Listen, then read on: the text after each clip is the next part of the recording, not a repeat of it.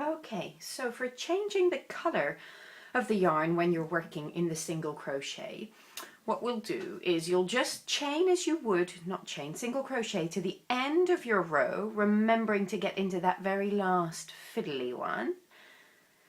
So there is like my 8th single crochet on my row that I've done. Now, instead of carrying on with your pink yarn and chaining one up for the stem in the pink, all we're going to do to change the color is literally to drop the pink yarn, pick up your new color of yarn here, slip it on your hook, pull it back through your pink hoop. Now what you want to do is get your old yarn, your pink one, tug it down, find your new working yarn, which is always slightly fiddly. Here we go. So here is my green, my new working yarn. Pull your old one and your green a bit tight. Okay, and then literally pick up where you left off, which would obviously be the chain for the stem going up the row. So hook under, yarn through, there's your little chain for your stem. So then you turn your work, and we're looking to go back into this first single crochet in the row, which is just here. Oh, but mine's not going to play ball today. There we go. In we go. And we're picking up the yarn with our green. Pull through. And away we go. So there, and then you can just tug on these ends here to pull it tight at the end there. A nice finish off. So there is our first chain single crochet. I'll do 1 or 2 more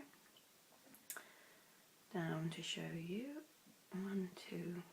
So there's our 3 single crochets that you can now more clearly see. 1, 2, 3. We just are going to work along the row, and you can do as many rows in the green as you like.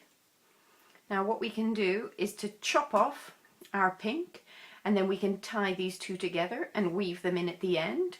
Or if we were just going to do 1 or 2 rows of the green, we would just continue working our way along here in the green. 7, we do our 8 single crochets. And what you can do, if you just want to do a little bit of green in, is there's my chain, turn my work, and I come back along the way here.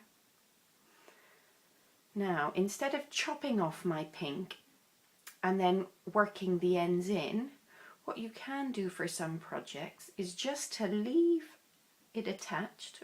Pull my yarn through, and then I'll show you when I come to the end.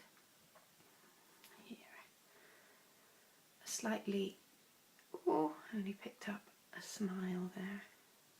Pick up both my stitches, so there we go. Back into my 8 single crochet. Now, if for example I wanted to change back into the pink and do it stripy, what we could do would just be, instead of doing our chain in the green as if we were going to go up in green, we would grab our pink yarn, pull down the green one, and pull through the pink.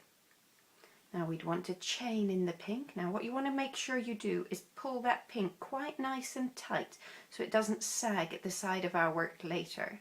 So sometimes it feels like you need an extra set of fingers. Okay, pull. There we go, there's our pink chain. So we then turn our work and work back in with our single crochets. And away we go.